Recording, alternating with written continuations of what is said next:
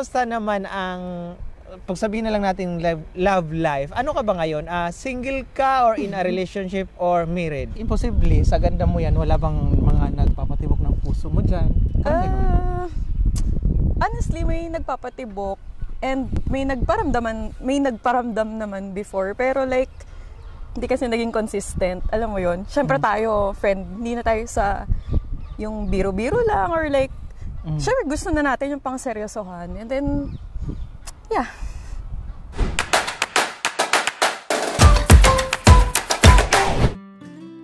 Siya si Charissa Maria Culin or kilala bilang Cha dito sa Bonn, Germany. Panganay siya sa 2 magkakapatid. Isa siya sa libu-libong nurses na nakikipagsapalaran sa ibang bansa upang matulungan ang kanilang pamilya. At ngayong araw, kikilalanin po natin ang kanyang buong pagkatao. Ayan guys, meron po tayong bisita. So siya dito sa Bonn, kilala siyang Cha, no? Cha. So, pero yung totoo mong pangalan, ano yun? Actually, mahaba yung pangalan ko. Maria Charissa Culin. La, grabe, no? Driver namin, 3. Bakit? Hindi mo natanong yan sa mama mo? Yung mother ko, may Maria din siya. Tapos, yung Charissa, saan yun? Wala naman. Parang, hindi ko alam paano nila sinerch, pero ang importante lang is yung Maria. Yung Maria ko. Ako nga, Vicente. Tapos pagdating dito sa Germany, shit, sabi ko, hindi, Vince yung dala ko. Pag sa trabaho, pag sabihin mo, inanap ko si Vince, alam na nila. Pero pag sabihin mo Dong, hindi nila kilala yan. Ang Dong lang, dito sa community natin, or pag lumabas, sabihin, Dong, yung nagluluto, yung masarap. Masarap magluto pala. Ayan. So guys, dito kami ngayon sa magandang area, which is Rainawi Park. So isa sa pinakamaganda dito sa Bonn.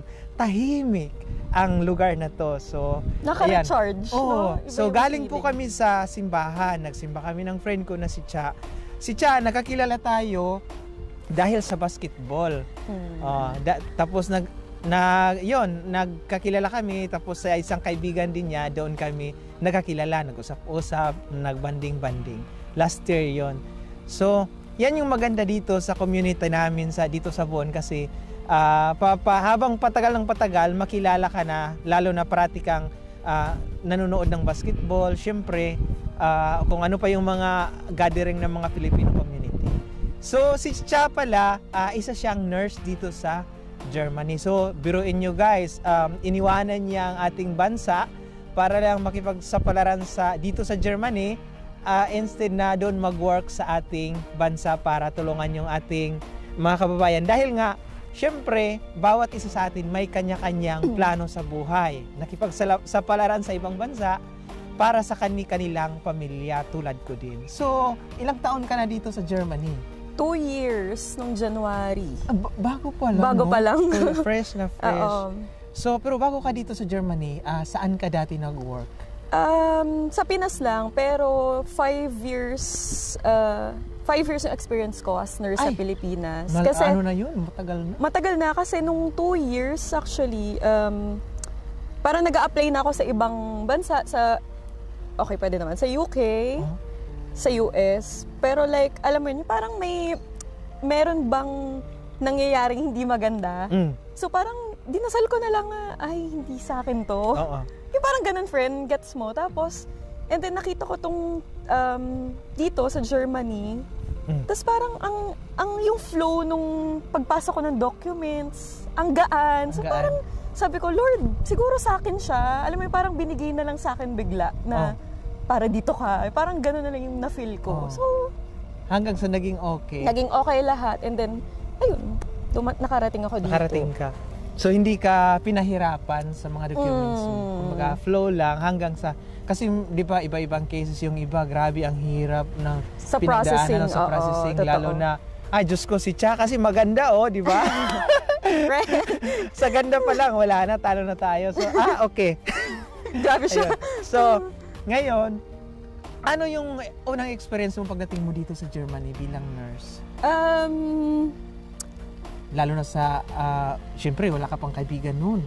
Hindi, Homesick. dalawa kasi kaming dumating dito. Dalawa lang. kayo. So, mataas pa yung COVID rate noon. And then, so kami na dalawa. Mahirap kasi at first, yung kasama ko, andito kasi yung family niya. So, Ikaw wala. oo. So, alam mo yung homesick. homesickness. So, syempre, yung language barrier naman natin, sobrang hirap. Oo. Pero like, siguro, swinerte din ako kasi yung naiikutan kong station is mababait yung mga Pinoy. So, may mga kasama kang Pinoy agad. kasi dun sa process ng Anerkenong, iikot pa ako sa mga station. So, parang swinerte din ako sa bawat station na inikutan ko is may mga Pinoy. Which is, sila din yung nag-help sa akin kasi alam nila at napagdaanan nila yung napagdaanan ko. Sinishare nila. Yun maganda. Kumbaga, dito kasi guys sa Germany or I think sa ibang bansa din, nagtutulungan pag ang bawat Pilipino. Exactly. Yun. So yun, naging flow sa'yo. So after, ano yung mga, yung experience mo ang tawag doon? Unforgettable experience ba yun? Yung dito sa Germany, yung negative. Yung negative. Negative. Madami kasi syempre, yun nga, hindi rin may iwasan dito na Asian ka. Alam mo, nandun pa rin. Discrimination. Alam naman natin yun kahit sa bansa. Pero like, racism ba yun? Tawag sa atin? Racism. So, ako, sa totoo lang, hindi naman ako magsisinungaling. Siyempre, iniiyak ko siya. Tatago lang ako sa CR. Laban lang ulit, lalabas ako. And then, iniisip ko na lang, pag nagpatalo ako, like, paano yung pamilya ko na umaasa sa akin sa Pilipinas? So, sabi ko, niisip ko noon, so hindi ako tumitingin dun sa kung sino yung, sabihin na natin, nagbubuli sa akin. Pero like, dun ako tumitingin sa isa na nagbibigay sa akin ng positive na sinasabi, kaya mo yan. Parang, niisip ko na lang noon, time na yun, na parang, kinaya nila. Ba't hindi mo So, kaya ko rin. Ganun yung iniisip ko, friend, na parang, Saka, sa totoo lang, nurse na ako sa Pinas eh. Yung ano na lang talaga dito is language. Yun lang yung nilalaban yun lang ko. yung problema. Pero madali lang naman yun pag mag-seryoso. Oo, friend. Maganda kasi guys pag nagkajuwa ng nurse kasi ang mga nurse maalagain. Pero, sorry Cha, hindi si Cha yung gusto ko. Kilala ka ba yan? Wala pa. No comment. So, yung mga positive experience mo. Positive, which is masasabi ko, is yung ano talaga, yung syempre yung mga Pinoy pa rin, yun na nandito, na tumulong sa akin, like, hindi nila ako parang, bago ka, gawin mo to, ganyan, pinapabayaan ka, hindi. Kasi instead na, ni-encourage nila ako na, kasi sinasabi ko na, kuya, ang hirap, hindi ko kaya, ganyan. Ay, ganyan sa una, pero andito kami, tingnan mo, kaya naman namin, so kaya mo rin. Yun talaga yung positive na, Kaya, kung hindi ako nakakamali, guys, parami ang mga nurses ngayon na kinukuha ng Germany sa Pinas. Ma-explain mo ba yun? Bakit? Siyempre yung sinasahod natin, alam naman natin sa Pinas is sapat lang. Hindi natin mabibigay yung, lahat naman tayo may pangarap sa pamilya. So, hindi natin mabigay ng... Tapos daw na mag-care daw ang mga Pinoy. Yun yung narinig ko. Kaya marami yung kinukuha ang mga Pinoy nurses. Tapos ang isa pa na narinig ko, friend, ngayon kasi humihina na guys yung mga nagne-nurse dito sa Germany ng mga German. Kasi pahina na din yung nanganganak. Kasi dito sa Germany guys, ang mga babae, maingat sila pagdating sa yung buntis. Hindi sila basta-basta yung mabuntis agad kasi parang, grabe, no? Oo, parang wala ayaw nila. Ayaw nila or takot sila mabuntis agad. Di gaya sa atin, yung karamihan, yung iba, kung saan yung nahihirapan lalo na sa financial, yun pa yung maraming anak. Totoo. Dito guys, pinakamalaki na yung 3 anak. Ang normal lang talaga dito, 2 bata. Yeah. Ngayon. So, puti ako, wala pa. Ayan. Buti si Cha wala pa. So, since nagsalita na siya na wala pa, may tanong pala ako sa iyo, Cha. Kumusta, isingit na lang natin, kumusta naman ang, pagsabihin na lang natin love life, ano ka ba ngayon? Single ka or in a relationship or married? Hindi ko pa yan natanong pala sa iyo. Hindi, single ako, friend. Single. Sa ngayon. So, kailangan mo lang sidecar. Oh, Pwede. Single pala Kung may siya. available na joke. So, ano yung, ano mo, ano yung, ano yung pananaw mo sa single at saka sa may jowa or married? Kasi ako pa-divorce na eh. Yeah, oo. Alam, hindi mo nakakwento in details, pero alam ko. Pananaw, basta masaya tayo, friend. As a single? As a single. Kaming na din ako maging single, guys. On process. On process na, no? Kasi actually ako, matagal rin ako single, kung tutuusin. Mga ilang But, buwan o taon? Kasi Next question. may mga lalaki dito sa kabila. Next question. Pero like, yun nga, parang kapag, siguro, iniisip ko na lang din na ito yung time for my career. Magpo-focus ka muna sa Mag-focus ako sa career. And, ito, hindi ko to sinasabi dahil nandiyan ka din. Parang, sign na din na parang, mag-focus din ako sa mga friendships na nandyan. Kasi, kayo pa lang, sa'yo friend, tapos yung ibang mga friends ko, parang blessed na ako. Parang hindi ko pa kailangan ng... Kasi, yun nga, ang mahirap kasi guys, pag wala kang kakilala, wala kang kaibigan dito sa Germany, gaya ko dati, dumaan ako sa mga grabe yung mga pagsubok, mga problema. Kailangan mo talaga ng kausap. Kung wala ka talagang kausap, yun yung time na umiiyak ka. Ako, lagi akong umiiyak, friend, sa likod ng camera. Yung ganun, happy ako, pero sa likod ng camera, iniiyak ko na lang. Ako, umabot ako sa part na pag-spate dins. So, ang spate sa amin is hanggang 9:15. Umabot ako sa part na pauwi ako ng bus, sa dati ko pang Vonung. Tapos, sa bus, umiiyak ako. Hindi ko siya...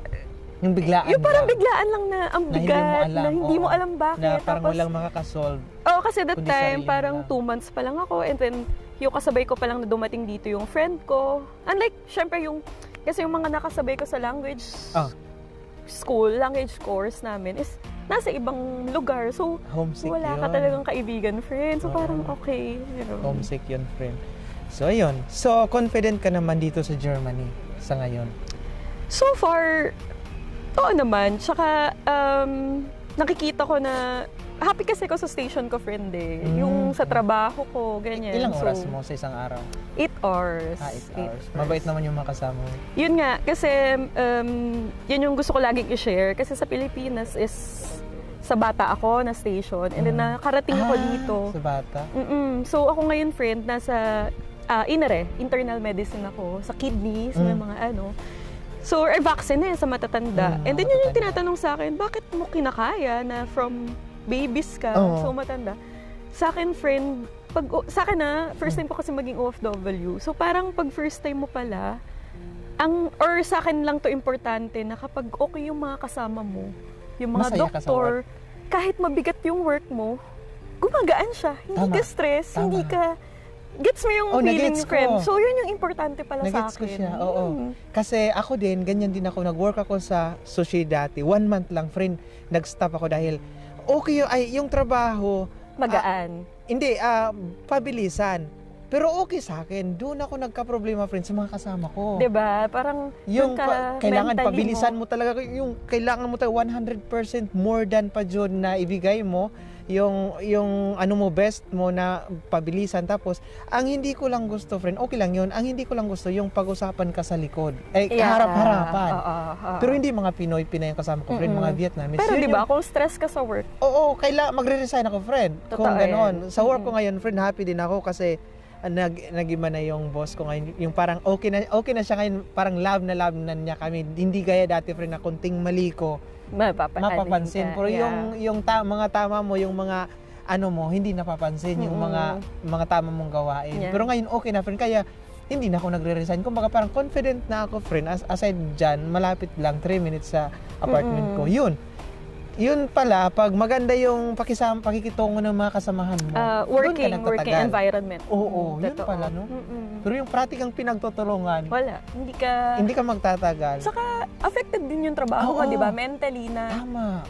Kasi ako noon, syempre may mga station na ako naikutan na tinitingnan ko kung sino yung ka-duty ko. So parang, ayokong pumasok. Yung parang iniisip mo pa lang, wala ka pa sa work. Di ba, friends? So, yun yung stress dito. Sabi ko, hindi ako tatagal dito sa Germany kung ganun yung ano. So, naghanap ako ng station na... Yung kampante ka talaga na... welcoming lahat. Yun. Yung walang ano. So far, okay naman. Happy friend. So, nasabi mo kanina na single ka. Imposible, sa ganda mo yan, wala bang mga nagpapatibok ng puso mo dyan? Honestly, may nagpapatibok and may nagparamdam naman before. Pero like, hindi kasi naging consistent. Alam mo yon. Siyempre tayo, friend, hindi na tayo sa yung biro-biro lang or like, siyempre gusto na natin yung pang-seryosohan. And then, yeah. So, sabi mo, na ano lang ako na siya kasi mayroon ka palang mga connection sa mga mayroon kang mga hindi naman marami no pero mayroon mga artista na na ka-connection ka gaya ng nung senior mo sa akin na si sino ba yung makakilala mo, paano nagsimula yon? Kaya nag-curious ako, akala ko nag-work ka sa ABS-CBN noon. Hindi. High school ako, meron akong common friend na nagtatrabaho sa ABS. And then, I'm a big fan of Raver Cruz. Kilala mo siya, friend? Yan. Idol ko yan noon. Crush ko din yan siya doon. Yun, tapos, naging fan niya ako with Maha Salvador. So, yun, naging fan ako ni Maha, nung love team nila. And then, high school ako that time. Bumibisita ako sa ABS, nanonood ako ng mga mall shows. So, naging ganun akong fan up to the point na nakilala na ako ni Raver. Then, we became friends. Until now, actually last year, umuwi ako ng Pinas and then binisita ko siya. So, yung isa ko pang close na masasabi ko is Inigo Pascual. Na last year din, umuwi ako. Nag-lunch date kami with other friends. So, naging gano'n na yung closeness. Oo. Maganda kasi pag gano'n, yung mayroon kang mga kilalang artista na nagiging friend mo ba? Kasi, syempre, kung meron, madali lang kung sabihin mo, alimbawa, meron kang gustong artista na ma-meet or i-connect mo lang, ano naman sa kanya, baka pwede, or gaya sa akin, collaboration, gano'n, parang gano'n. Pero actually, friend, na-realize ko, nung na-meet ko sila, nung naging close ko na sila, parang ikaw din, na vlogger, na syempre, normal lang na iba sa akala mo yung at first, diba? Syempre, tinisip natin, artista yan, ganyan. Na parang ang hirap din abutin, no? Or like, siguro talagang napakabait nitong dalawang kaibigan ko na, alam mo yun, very open sila, very friendly na, tsaka normal people. Yung parang, kung ano yung pagkakilala ko sa your friend, ganun din, napakasimple nila. So, ayan, friends. So, bago tayong magtapos sa ating, anong tawag nito? Dong Talks? Gusto ko yun. So, ano yung masasabi mo ngayon sa mga nurses na yung gusto palang mag-apply dito sa Germany or sa ibang bansa? Pero syempre dito sa Germany kasi yun yung experience mo. First, siguro syempre, take risk. Tsaka, wala namang mawawala kung susubukan, no? Laban sa pangarap, para sa pangarap, Tsaka para sa pamilya. And, pag nakarating na kayo dito, natupad na yung, unti-unti nyo na tinutupad yung pangarap nyo, siguro just be yourself na, kasi pag hindi nagsimula sa sarili mo and wala kang confidence, wala kang pagmamahal, wala kang love sa trabaho mo, nadadown yung sarili mo. Oo, madadown yung sarili mo and makikita yun sa work mo, mapapansin yun ng mga katrabaho mo. So, yun na ba yun yung tinatawag na depress or stress? Oo, actually burnout nagsisimula. Kasi merong study, di ba, sa atin na kapag daw hindi na nawawala yung stress, unti-unti na yun nagiging burnout, nag-lead to depression na, which is pangit na. Narinig nyo na. So, parang ang nakita ko ngayon sa bagong batas dito sa Germany, kung mag-apply ng nurse, hindi na required yung parang pinapadali na, hindi na mag-required ng yung ilang years yung experience. Narinig ko lang din kasi yung mga dumating na meron na yung sa POEA, yung sa government natin na as long as board passer ka sa Pinas and registered nurse ka na sa Pinas, kahit walang experience or meron, as long as, pero B1 pa rin. Or B1. B1, yeah. Language yun guys, B1. Buti na lang hindi B2, no? Oo. Ay, Diyos ko Lord, guys, iba na yung B2. Nakaka-stress na yon. As in. Oo. Pero ayan, anyway, pero kung halimbawa, yung syempre may magtatanong na iba na, paano naman yung hindi nurse yung natapos namin? Ano yung pwedeng applyan sa Germany? Kung naririnig nyo niya guys, yung au pair ba yun? Au pair. Yung au pair, Yeah. hanggang 26 years old pwede kayo mag-apply. Hindi lang ako makapagbigay ng link, pero pwede kayo mag-visit sa German Embassy website. Doon makikita kung paano mag-apply ng au pair. Yun. Kailangan lang ng A1 certificate yata yon. Kung basta marami guys, may Ausbildung na tinatawag, nag-work habang nag-aaral. Meron din yung tinatawag na FSJ. So after nyo mag-au pair, pwede kayong mag-apply habang pa-end yung contract nyo ng au pair ng FSJ. Yun nga lang, ano lang yun, allowance, friend. Oo, pero maraming, pwede na yun. Yun yung opportunities na makapag-start kayo dito sa Germany. Maraming, maraming opportunities dito sa Germany. Kailangan lang talaga ng research. Yun talaga. Kasi akala ko noon, friend, hindi basta-basta dito. Hindi. Kailangan mo lang talaga mag-research kung paano makapunta dito sa Germany. At syaga lang. O magtyaga. Meron din yung language visa. Yeah. Pwede magpunta dito. Yun lang. So anyway, maraming salamat po sa inyong panonood ngayong araw sa ating special na interview kay Cha. Ayan. Thank you, Cha. Thank you, friend.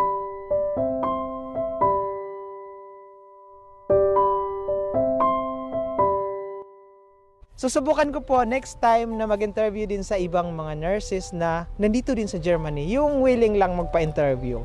So ayan, wala namang problema. Hindi lang nurses, yung may iba-ibang field, no? Field dito sa Germany. Ayan, pwede nating interviewin. So, maraming salamat po sa inyong walang sawang panonood kay Dong, at ito po muli ang Dong Vlogs. Hanggang sa susunod, ingat po kayo. Bye-bye and good day.